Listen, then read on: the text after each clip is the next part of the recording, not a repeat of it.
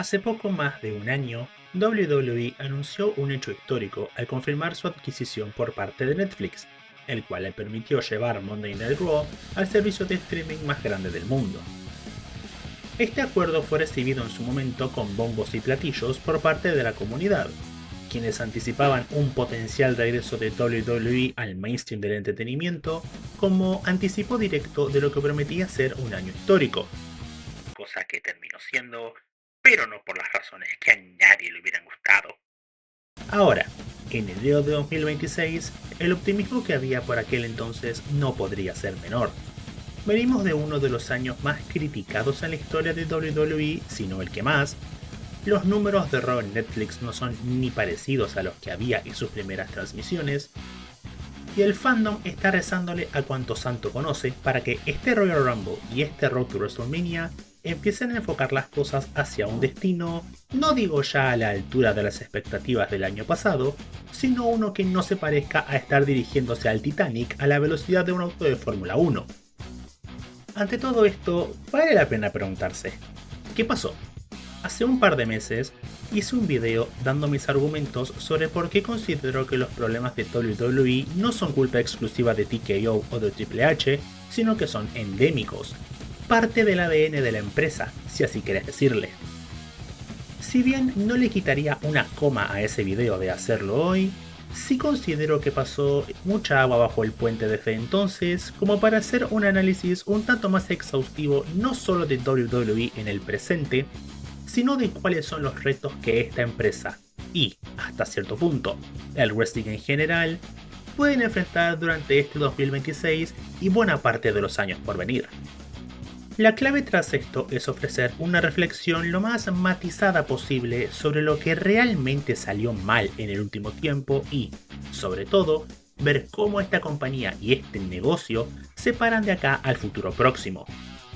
Hago esto entendiendo que todo lo que vaya a decir puede envejecer mal en apenas un par de semanas, para terminar envejeciendo como el vino en 5 años y todo al mismo tiempo.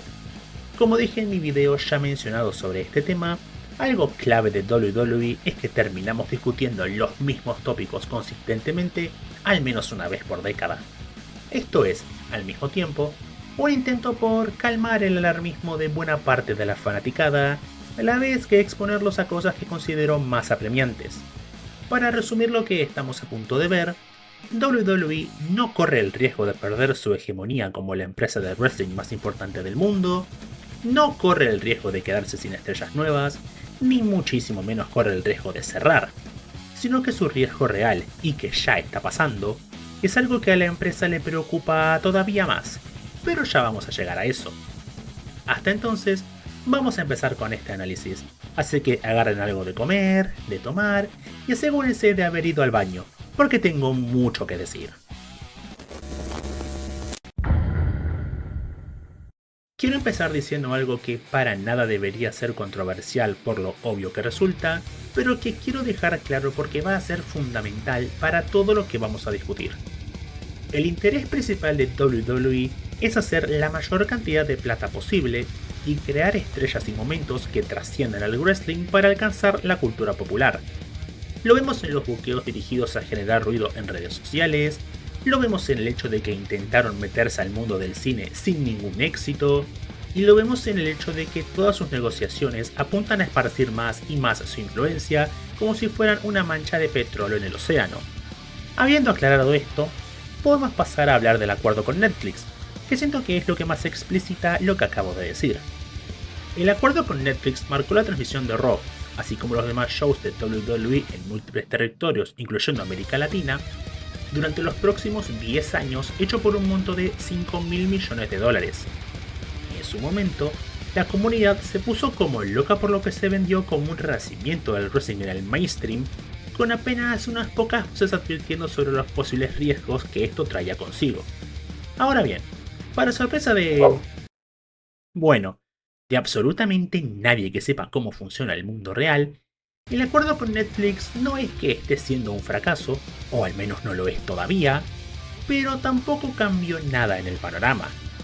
Los números enormes que tuvieron los primeros Raw se fueron desinflando más y más, y cosas como los ratings de SmackDown a finales del año pasado muestran una decadencia marcada que no parece dar signos de repuntar pronto hacia la gloria que varios vaticinaban.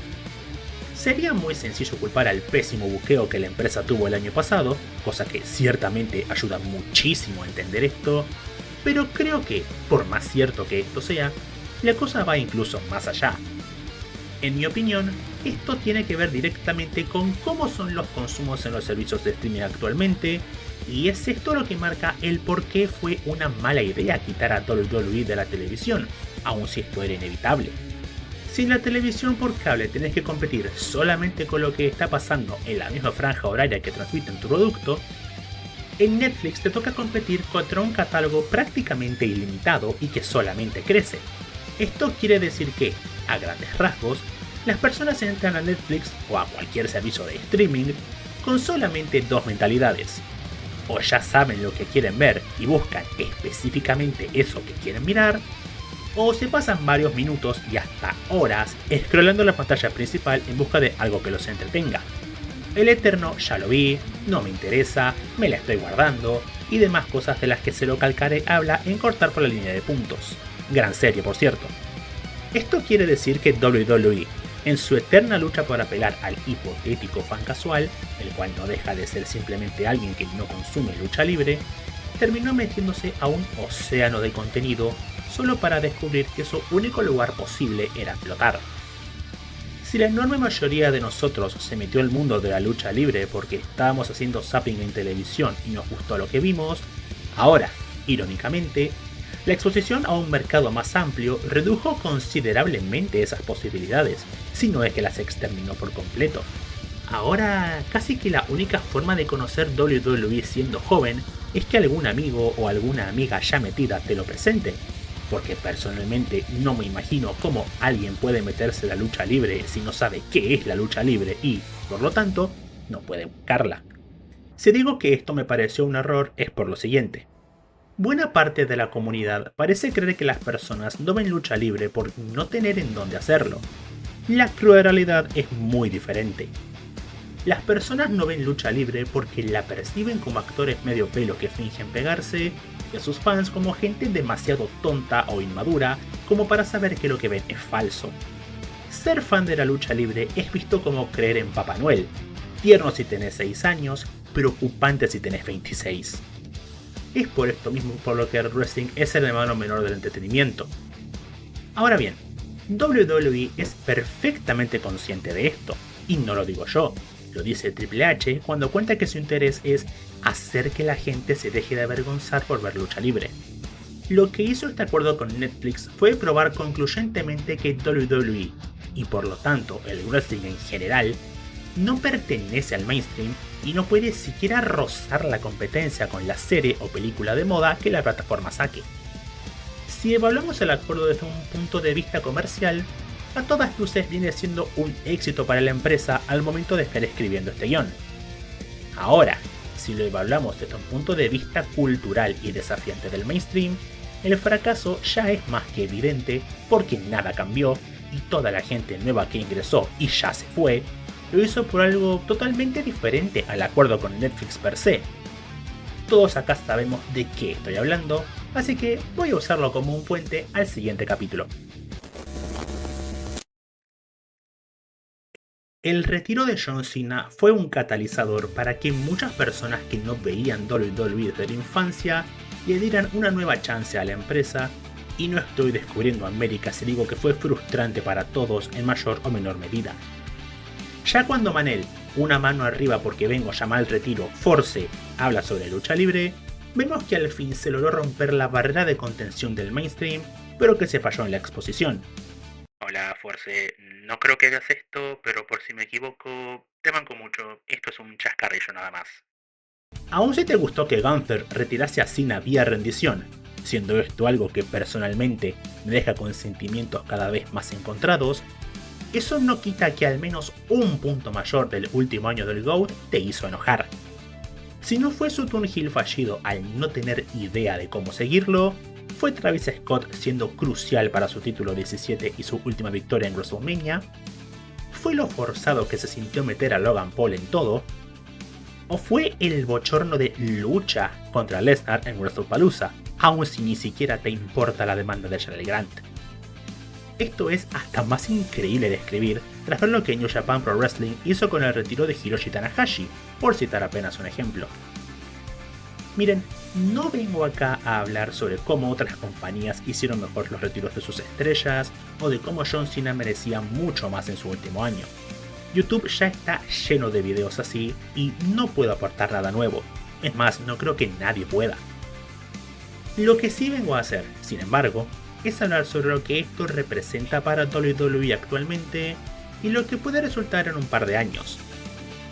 No es un misterio para nadie que WWE está quedándose muy atrás en dos cosas: aprovechar a sus figuras más jóvenes y crear nuevas estrellas capaces de trascender el mainstream, lo cual, recordemos, es su principal interés. Si Bron Breakker se convierte en campeón mundial este año, como muchos están vaticinando, va a ser el primer tipo nacido en los 90 en tener un título máximo en WWE, cosa que es sorprendente cuando vemos que muchos nacidos en los 90 están mucho más cerca de tener 40 años que de tener 20. Y eso sin mencionar que una sola persona no puede encargarse por sí sola de un relevo generacional. Esto lleva a mucha gente a decir que WWE está en una crisis inevitable en cuanto a la edad del talento se refiere, pero creo que el problema ahí no es el que la gente dice que es. La verdad acá es que, si la escena titular de WWE tiene más de 40 años actualmente, quiere decir que la empresa tiene al menos otra década para gestar alguna estrella nueva. Sacando casos como el de Seth Rollins, el cual ya vio su carrera recortada en varios años gracias a las múltiples lesiones, va a ser cada vez más normal el ver a gente luchando hasta pasados los 50 años. AJ Styles, quien se retira este 2026, tiene 48 años, y no creo que nadie sea capaz de decirle que ya no le da el talento para subirse a un ring. Con el estilo seguro que tiene WWE en comparación a otras empresas, así como con la considerable reducción de los días laborales de los luchadores gracias al recorte en la cantidad de house shows al año hecho por TKO, los atletas tienen más tiempo para recuperarse de golpes potencialmente más leves que en empresas como AEW o New Japan, por citar algunas. El propio CM Punk, quien tuvo una run en AEW caracterizada por los boches y las lesiones, además del vidrio real, claro está teniendo un paso por WWE bastante mejor en cuanto a su salud física y su calidad en ring, aún siendo más viejo que en AEW. Sumado a esto, WWE puede armar a alguien como la potencial cara de la empresa casi que de la noche a la mañana si se lo propone, aun si es forzando a dicha cara ante los fanáticos. Roman Reigns era alguien casi universalmente despreciado por las audiencias en vivo hasta antes de su cambio al jefe tribal, y eso no le impidió a Vince convertirlo en la cara de la compañía y darle intento tras intento tras intento de ganarse el amor de una fanaticada que no llegó sino hasta la pandemia. Cuando la próxima gran estrella de WWE llegue, porque va a llegar, se va a dar por un ascenso considerado meteórico, no por años de planeación meticulosa. Los mejores golpes son los que nadie espera. Entonces, ¿cuál creo que es el problema acá? En realidad, no creo que sea uno, sino que son dos. El primero es que la compañía, haciendo uso de su eterna fijación con el pasado, es cada vez peor para enfocarse en algo que no sea la nostalgia. Lo más probable es que Chris Jericho ya haya vuelto para cuando veas este video, y si no ves AEW, quiero decirte que no hay nadie lamentando su partida porque hasta sus mayores fans dicen que ahí ya no tenía nada más para aportar. Sin embargo, si se fue o se va a ir a WWE, es porque es ahí donde quiere tener su retiro. Esto no sería malo si fuera solamente eso. Al fin y al cabo, todos tenemos el derecho de retirarnos bajo nuestros términos si podemos hacerlo. El problema es que es apenas un eslabón de una cadena bastante más larga. Mientras escribo esto, se está rumoreando un posible tour de regreso para AJ Styles o hasta uno para Brock Lesnar, quien lleva años siendo un part-timer.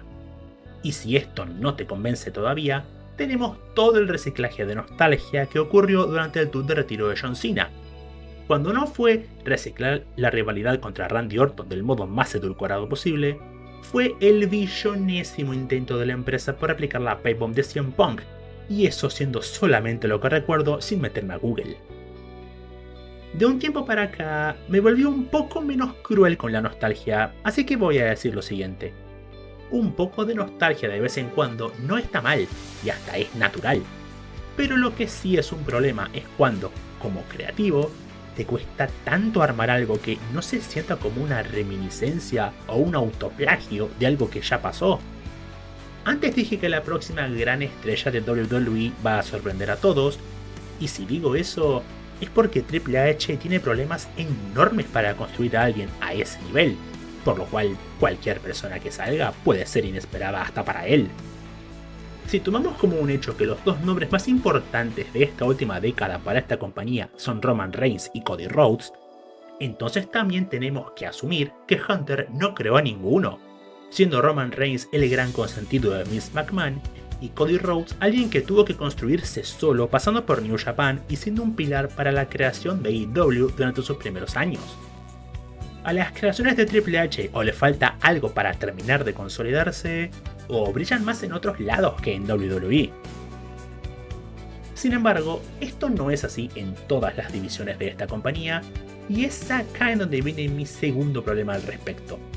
Uno en el que me interesa particularmente la opinión de la comunidad, ya que también les incluye. Vamos a ser realistas. Si existen figuras en la WWE o el wrestling en general con mayor potencial para ser mega estrellas que Rhea Ripley y Liv Morgan, yo no las conozco. Independientemente de lo que opines de ellas, de su buqueo y demás cosas que le interesan a los fans ya metidos en esto, es innegable que ambas son o supieron ser figuras que dieron muchísimo de qué hablar fuera del nicho que es el wrestling. Rhea Ripley es alguien absurdamente reconocible por gente que jamás vio y jamás le interesaría la lucha libre, como veo constantemente en internet e incluso en mis interacciones de la vida real con gente a la que jamás le interesó este mundo. Y Liv Morgan no solamente es la segunda figura más prominente al respecto, sino que además viene de grabar una película con Takashi Miike, y si no saben de quién estoy hablando, es un director de culto japonés que, para los más involucrados en la cinefilia, son palabras mayores, aun si solamente es porque el kiri kiri kiri sigue despertando el flashback de Vietnam a una generación. Entonces, ¿cuál es el problema? En realidad es bastante simple, que WWE no las utiliza a su máximo potencial, por la razón que sea. Rhea está metida de lleno en la división en parejas ahora mismo, la cual históricamente es la hermana menor de WWE que juega con el joystick desconectado, y Liv lleva ya meses sin que su personaje tenga algún tipo de rumbo a falta de saber qué va a pasar en el Royal Rumble match, en algo que mató más rápido el momentum de ambas que el de LA Knight. De paso, ya que estamos, no fueron pocas las veces en donde la fanaticada dijo "las mujeres vieron la cara por esta empresa" en el pasado 2025, y ni siquiera me refiero solamente a estas dos. Stephanie Baker, Io Sky, Asuka, Tiffany Stratton antes de que la metieran a repetir la misma lucha una y otra vez, y varias más que ahora mismo estoy olvidando, fueron las que salvaron de la quema a más de un evento complicado, pero la empresa sigue demeritándolas en la práctica aun si hasta Triple H dice que son mejores que los hombres porque, y cito, se quejan menos y hacen más. Aparte, cuando veo lo que la fanaticada opina sobre quiénes son las nuevas promesas de WWE, siempre termino levantando una ceja. No tengo absolutamente nada en contra de gente como Carmelo Hayes, Bron Breakker u Oba Femi. Los tres me parecen grandes talentos que merecen oportunidades y que deberían recibirlas, pero veo casi imposible que ninguno de esos tres se acerque al Star Power de Rhea Ripley o Liv Morgan. Si la WWE tiene que seguir siendo una empresa en donde la máxima figura sea un hombre, como lo fue desde literalmente siempre, no tengo ningún problema al respecto. Pero si va a ser así, tenemos que empezar a hacernos a la idea de que la división masculina no tiene, y posiblemente no vaya a tener, a un John Cena capaz de representar a la empresa como un embajador. Antes dije que el problema de WWE no era correr el riesgo de no crear estrellas o de cerrar, sino que era algo más, y ahora voy a empezar a explicar qué es ese algo más. El mayor riesgo real que tiene WWE es perder cada vez más espacio en el mainstream cultural. No van a dejar de ser la empresa más grande de lucha libre, pero eso es ser cabeza de ratón en medio de un zoológico. Ser la compañía número uno en cuanto a números es el mínimo indispensable para WWE, pero su verdadero objetivo, el cual es trascender al wrestling y volverse una fuerza influyente en el entretenimiento de masas, parece estar cada día más lejos. Ahora bien, no es solamente por esto mencionado por lo que WWE tiene problemas para meterse en el mainstream, sino que tenemos que hablar de WWE tiene una relación muy particular con la cultura mainstream. Sus ganas de alcanzarlo constantemente son hasta palpables, pero no quieren nada que sea parte de lo que ellos consideren correcto. Pueden degradar al producto y a sí mismos, haciendo que el 50º cantante de moda genérico se suba a un ring, dejando el mensaje implícito de esto es tan tonto que cualquiera puede hacerlo con un par de semanas de explicación, pero le envían cartas de cese y desista a gente que volvió al tributarlos su sello identitario. Y hasta pueden regalarle una réplica del título Hardcore al trapero del momento y volverlo pieza central del main event de WrestleMania, solamente para pelearse con él y tener que eliminarlo de la ecuación poco tiempo después. El caso de White Side Gun es paradigmático para esta situación. Desde sus orígenes, el miembro de Griselda incorporó a WWE y su legado histórico como parte de su música por nada más que puro fanatismo y pasión hacia la lucha libre. Por todos lados en internet puedes encontrar videos o artículos explicando las múltiples referencias a la compañía que ya son parte de su identidad como artista.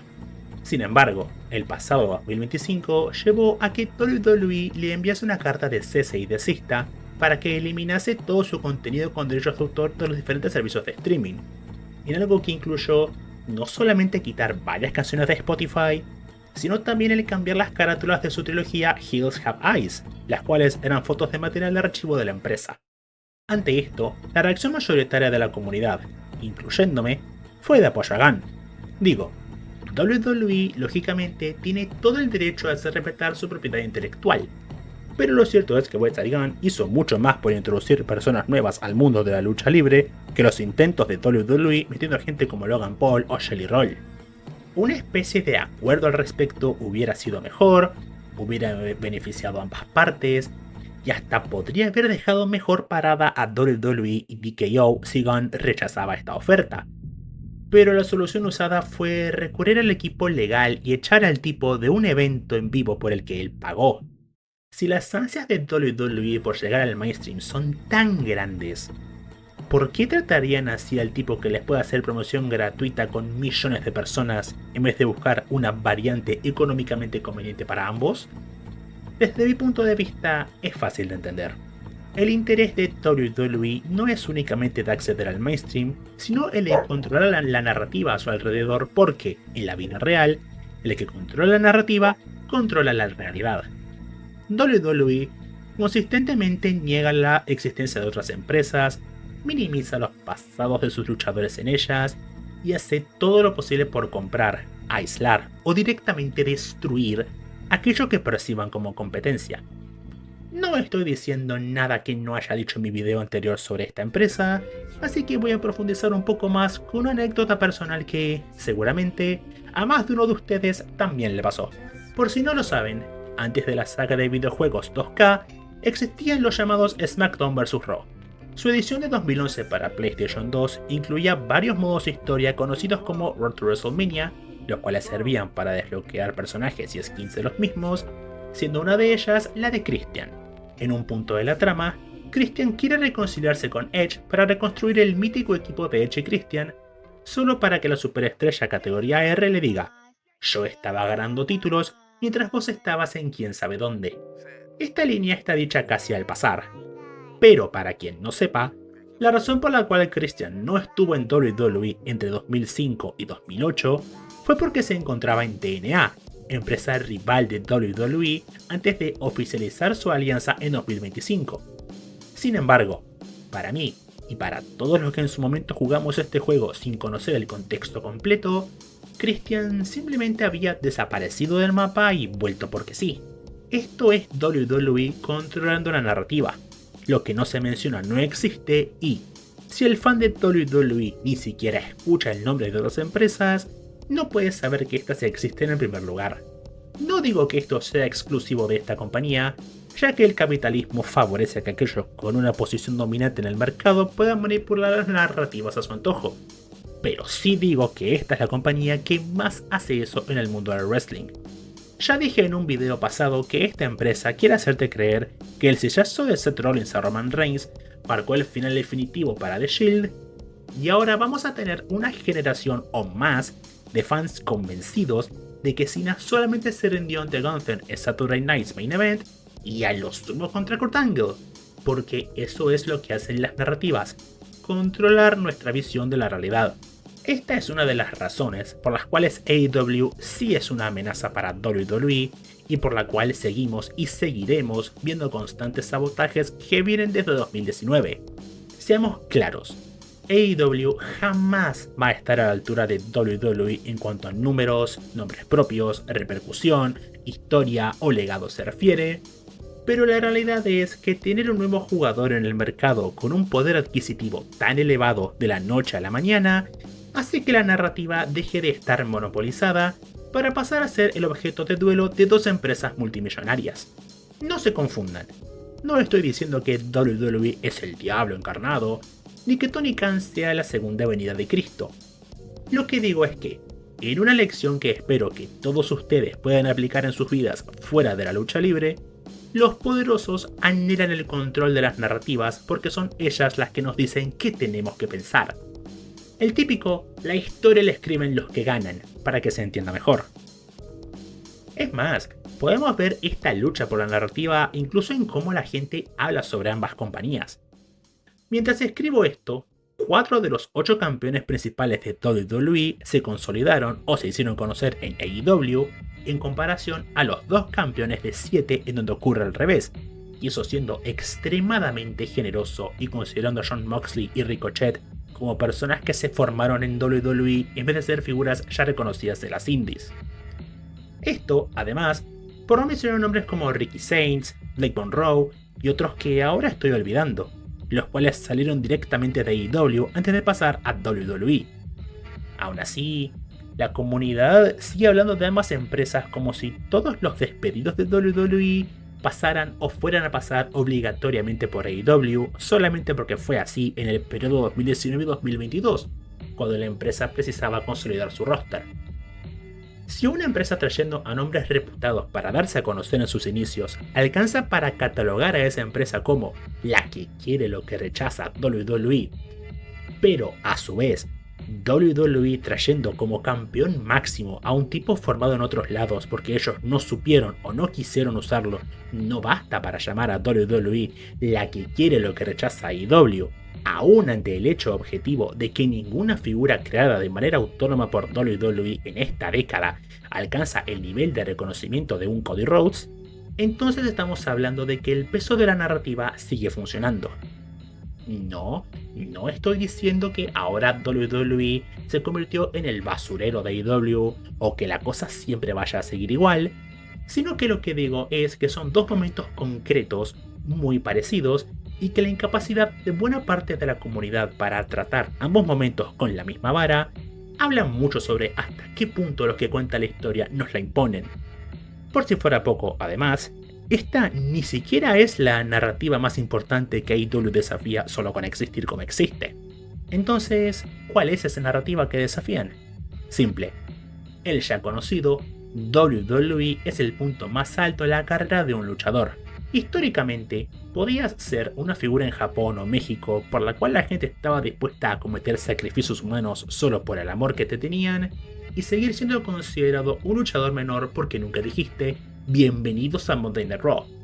Hoy por hoy, muchos de los fichajes más codiciados de la lucha libre se los queda la empresa de Tony Khan porque ofrece control creativo, mayor libertad para luchar en otras compañías, salarios más altos, mayores prestaciones laborales y menos días de trabajo. Destaco particularmente el 2024, cuando toda la comunidad hispana decía que nombres como Will Ospreay, Kazuchika Okada, MJF y Mercedes Moné, por solo citar algunos ejemplos, iban a irse a WWE solamente para que todos fueran a o se quedaran en AEW, dejando a la federación con unos Guerrillas of Destiny que claramente jamás fueron del interés de Tony Khan. Por si acaso, no. No estoy diciendo que WWE como el punto más alto posible sea una narrativa ya extinguida, porque a eso lo desmiente Stephanie Baker. Lo que digo es que, por primera vez en mucho tiempo, esa narrativa ya no es la única verdad disponible para la lucha libre, y si AEW se sigue consolidando no como alternativa a WWE, sino como su propia empresa con su propia identidad, esta idea puede volverse más y más cuestionada. Volviendo al punto con el que empecé el capítulo, es por esto por lo que WWE tiene un control tan férreo en cuanto a sus relaciones con el mainstream al que tanto busca pertenecer. A la empresa no le interesa solamente meterse en el entretenimiento de masas, sino hacerlo, como diría MP3, bajo sus condiciones. Si Westside Gunn mete a WWE en todos lados, pero reconoce la existencia de AEW al punto de hacerlo en la canción Heart Syndicate e inclusive a crear su propia compañía de wrestling, entonces eso no solamente no sirve, sino que debe ser detenido. De vuelta, no digo que esto sea inusual y ni siquiera que sea un acto perverso o abominable, sino que voy por otro lado. Paso a explicarme. Cuando estás negociando con alguien más poderoso que vos, sos vos el que tiene que aceptar los términos de la figura de mayor poder. Si alguna vez trabajaste, entendés de lo que estoy hablando. WWE se comporta como si el mainstream los necesitara y pudiera imponer sus condiciones libremente, aun cuando un vistazo al mundo real basta y sobra para convencer a quien sea de lo contrario. No digo que ahora tengan que consentir cualquier violación a sus derechos de autor y dar las gracias por ello, sino que, si Westside Gunn deja de hablar permanentemente de WWE, como ya dijo que iba a hacerlo, entonces los que más van a perder son ellos, no él. Y, ¿saben algo? Esto ni siquiera es el mayor problema que WWE tiene actualmente. Quiero cerrar esto hablando sobre la única cosa que no vas a ver en ningún canal de lucha libre. Y lo digo totalmente en serio. Quiero cerrar esto hablando sobre... Desde que empezó todo este acuerdo con Netflix, Triple H no para de hablar sobre nuevas eras, dándose constantemente, al grado en el que ya se volvió un meme de la comunidad. Sin embargo, tampoco hay que olvidar que la comunidad aceptó esta nueva era de Netflix con los brazos abiertos. Como dije anteriormente, este iba a ser, según muchos fanáticos, el renacimiento de la lucha libre y algo que lo iba a poner de igual a igual con los principales titanes del entretenimiento actual. Ya dije que los números de WWE en Netflix se desplomaron peor que Wall Street en 1929, pero ¿realmente los números eran tan buenos como esperaba la comunidad? Permítanme contarles algo. Mientras escribía este guión me llegó un tweet, casi caído del cielo, el cual celebraba el día en el que TNA se atrevió a ir los lunes para competir directamente contra Raw. Si digo que esto se sintió como caído del cielo, es porque a partir de ahí vi un dato más que interesante. Ese día, WWE consiguió 6 millones de espectadores solamente en Estados Unidos, mientras que TNA hizo lo propio con 2 millones. Actualmente, los números más altos de WWE están más cerca de los de TNA en esa época que los de su propio pasado, y eso mencionando las audiencias globales de Netflix, porque si tengo que irme a la televisión por cable, el último SmackDown del año logró menos de 1 millón de viewers. Cuando le mencionas esto a un fan, siempre tiene su lista de excusas preparadas. No voy a dedicarle mucho más tiempo a la que dice que ya nadie ve televisión, porque, aparte de que es mentira, es irrelevante visto y considerando que los números de Netflix cuentan con alcance global y no se acercan a los que la comunidad imaginaba. En vez de eso, me quiero centrar en el más repetido, es que los consumos cambiaron y ahora la gente lo ve por las redes sociales. Quiero que nos tomemos un momento para analizar este argumento y cómo se cae a pedazos tan pronto lo ponemos en contexto. Y para hacerlo, quiero preguntarte algo. Para vos, ¿el wrestling es un deporte o un arte? Si es un deporte, entonces, donde asumamos que ese argumento de las redes sociales es verdadero, estaríamos ante el único deporte del planeta en donde esto ocurre. Ningún deporte vive solo de highlights. Si no me crees, hace la prueba. Decile a cualquier pariente o amigo hincha de algún equipo de fútbol, básquet o lo que sea que mire, que no vea el partido de turno, porque total, lo más importante lo van a repetir por la tele. Si lo haces, Contame qué te dice o qué cara te pone. Por otro lado, si lo consideras un arte, entonces tampoco estamos lejos. Esta es la era del FOMO, en donde las empresas nos dicen que cada cosa que pasa es excepcional y nadie se lo puede perder. Una era en donde absolutamente todo está sujeto a spoilers incluso desde antes que salga. WWE, aparte, es una empresa obsesionada con crear plot twists y giros argumentales a una costa de que su buqueo a largo o mediano plazo pierda todo el sentido, como se ve con el tour heel de John Cena, lo cual la hace extremadamente vulnerable a spoilers. WWE hoy está al alcance de cualquiera que cuente con una cuenta de Netflix, pero interesa a cada vez menos personas como para hacer que se sienten a ver un show completo. Es más, ¿qué clase de obra puede durar 2 o 3 horas y aún así tener como fuente de audiencia principal shorts de menos de 2 minutos, sino una obra tan mala, repetitiva y soporífera que puede resumirte todo lo importante en menos de lo que toma hervir agua para hacerte unas salchichas? La realidad acá es muy simple. Los que ven clips de WWE en redes sociales no son fans nuevos que se metieron por la vorágine de Netflix y quieren ver resúmenes, sino que son gente tan decepcionada con el devenir de la empresa, pero que aún así quiere seguir a sus luchadores favoritos, que ve clips o resúmenes en YouTube para no perder 3 horas que podría ocupar en algo más. Con menos de 3 horas puedo ver Rescatando al Soldado Ryan, y Dios sabe lo superior que es Rescatando al Soldado Ryan a cualquier cosa que pueda hacer WWE actualmente. Por esto mismo no puedo tomarme en serio a los que fingen escandalizarse con los ratings en caída de AEW. Sí, es un hecho que cada vez menos gente ve a la empresa de Tony Khan, pero también es un hecho que esto responde a la propia irrelevancia del wrestling en 2026 y que los ratings de ninguna empresa están subiendo. La diferencia es que si AEW, el Consejo Mundial de Lucha Libre, Stardom y tantas otras empresas grandes, medianas y chicas pueden decir que su fan promedio ama el producto y son lo bastante leales como para sustentarlo, además de que no parecen tener intenciones de convertirse en un imperio capaz de rivalizar con Disney, WWE sueña con ganarse a un público que jamás va a voltear a mirarlos, mientras su audiencia más leal echa espuma por la boca cada vez que algo pasa, solamente para que el booker en jefe los mande a la mierda. Literalmente, además.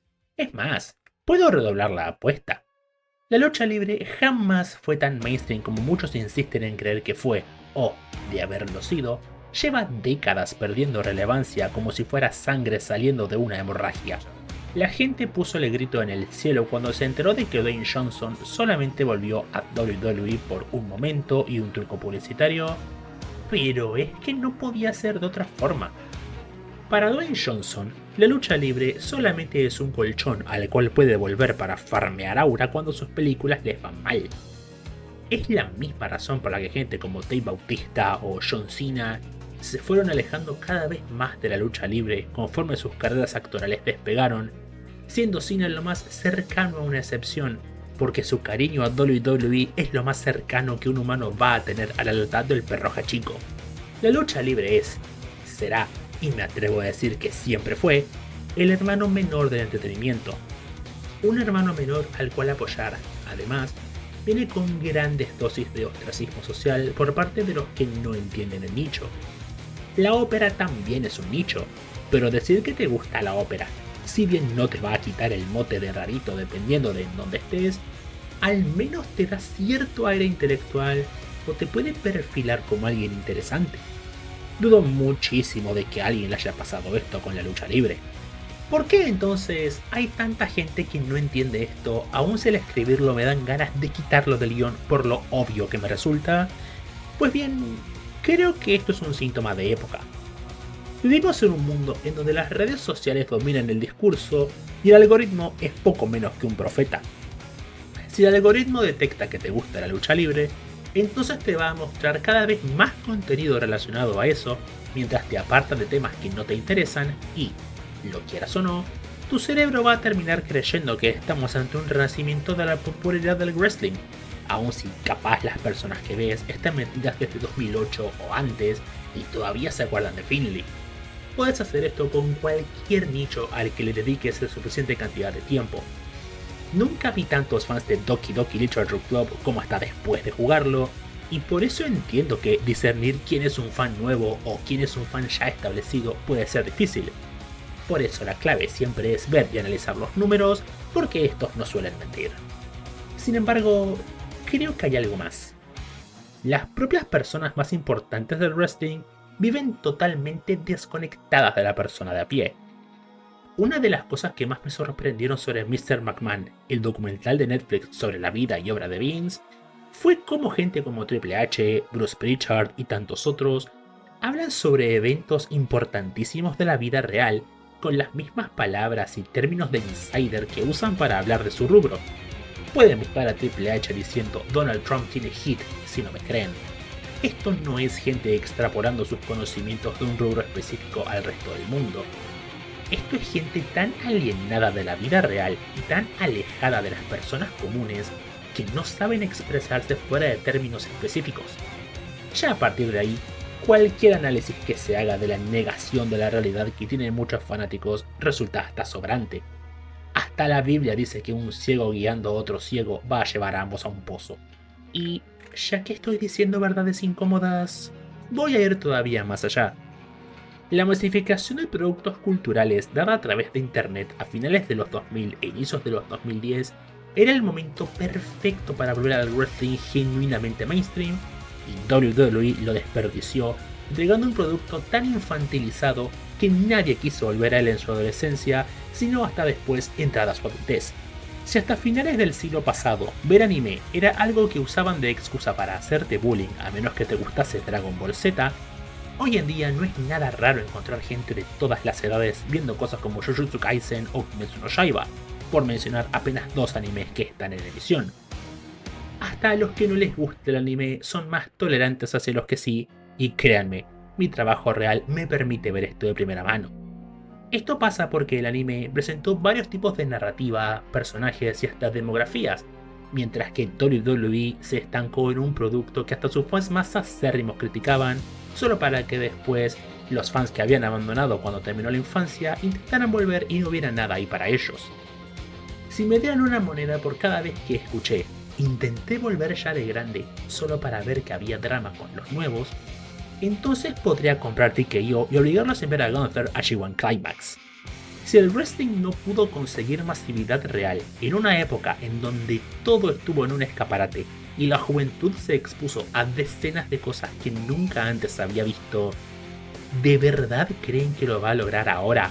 En una época donde el algoritmo nos encierra a todos en nichos específicos y el ver cosas que nos saquen de nuestra zona de confort es más que nunca algo que tenemos que buscar de forma activa. Si van a responder, por favor, sean intelectualmente honestos. La comunidad compró el humo de Triple H abriendo un nuevo camino para WWE en Netflix por la misma razón que compró el humo de que su buqueo iba a salvar la empresa, porque quiere hacer que los haters del wrestling vean lo que ellos ven. Esto claramente no es malo, y de hecho siempre es sano entender mejor el mundo que nos rodea, seas quien seas. Pero si la masificación de esto no ocurrió hasta ahora, entonces es que no va a ocurrir. La lucha libre no va a morir. WWE no va a morir tampoco. Incluso, de hecho, hasta puedo aceptar que creas que esta época es la mejor para ser fan de la lucha libre si te referís a lo fácil que es acceder a múltiples empresas y a la proliferación de las mismas. Lo que sí va a pasar, y me atrevo a decir que va a pasar de forma irremediable, es que el wrestling va a perder cada vez más esa poca relevancia cultural que sigue manteniendo a base de lo que fue hace 15, 25, 30 o 40 años. La empresa de wrestling promedio va a poder lidiar con eso sin ningún inconveniente, porque afortunadamente esta es una época en donde cualquier nicho es lucrativo. La duda real es, ¿podrá WWE vivir con eso? Habiendo dado ya mis argumentos de por qué considero que WWE está condenada a que su objetivo de acercarse al mainstream se aleje cada vez más, creo que es hora de plantear una recapitulación y unas conclusiones sobre cómo llegamos a esto. Les pido por favor que, si llegaron hasta acá, pongan atención, porque vamos a volver a traer muchas cosas previas a la mesa, aparte de mencionar algunas nuevas. Por años, WWE mantuvo el monopolio sobre la lucha libre a nivel global, comprando, aislando o destruyendo lo que no fueran ellos.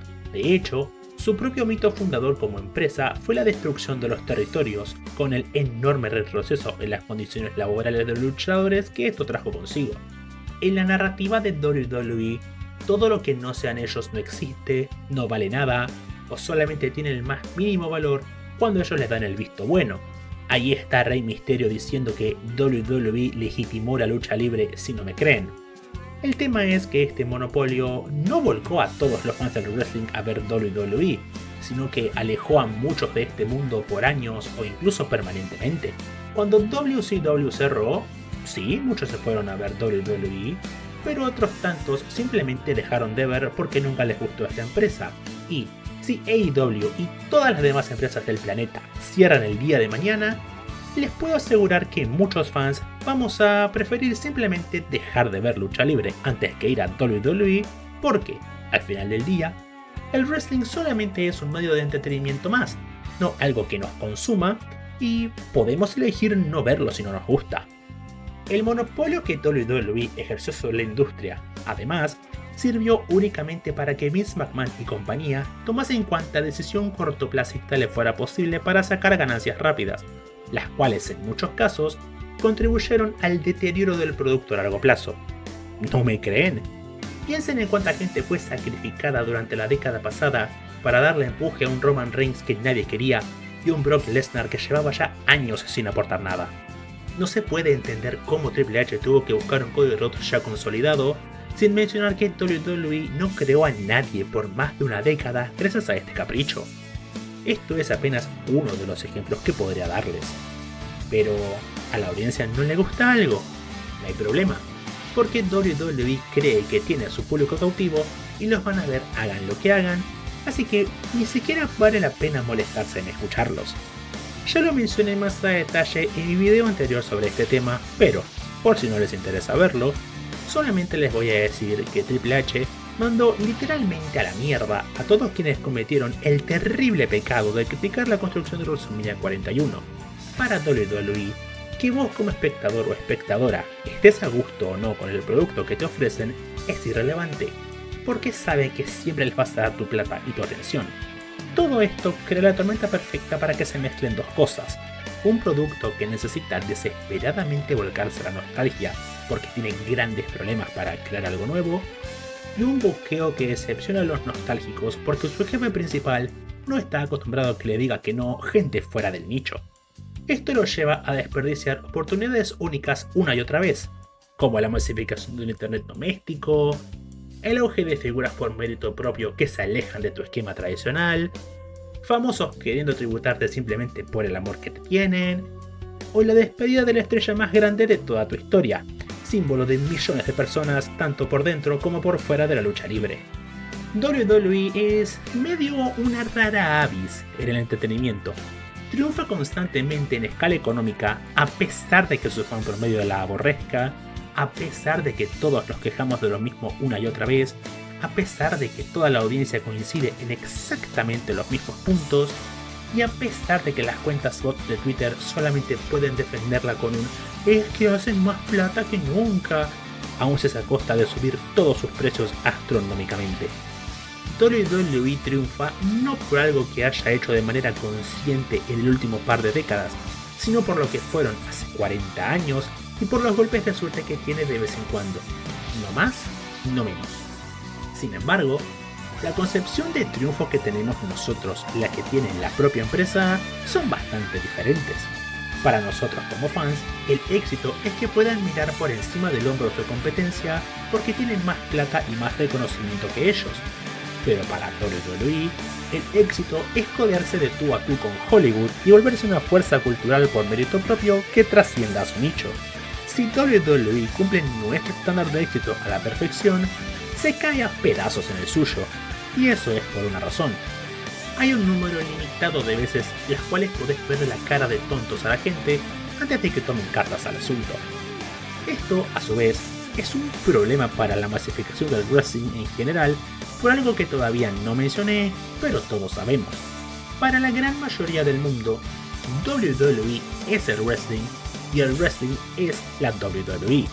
Conozco gente que no sabía qué era o cómo pronunciar la palabra wrestling, pero sabía que era WWE. Estoy segurísimo de que todos acá conocemos o hemos conocido a alguien así. Si para la persona promedio la lucha libre es WWE, del mismo modo en que las artes marciales mixtas son UFC, entonces solamente basta que no les guste el producto de WWE para negarle una chance a todo lo demás, independientemente de lo distinto que sea.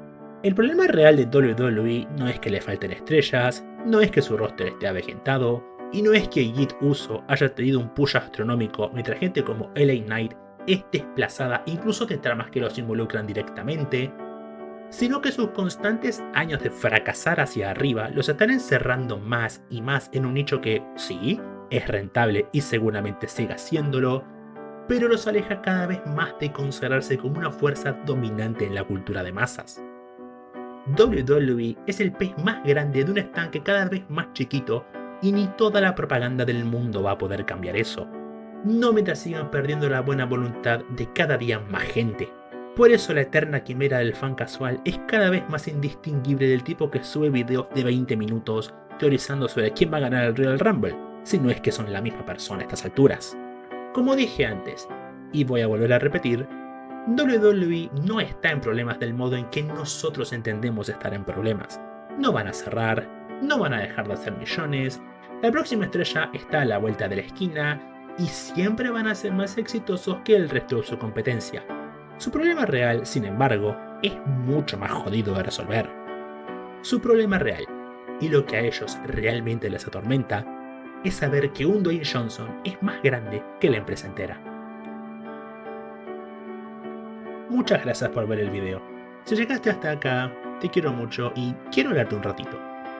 Si te gusta la cultura pop, pasados a través de análisis con el ocasional video sorpresa de vez en cuando, puedes suscribirte acá. Subo video todas las semanas y tu apoyo es fundamental para que este proyecto despegue. Si no te terminé de convencer, acá te dejo 2 videos para que le des una chance tanto al canal como a mi persona.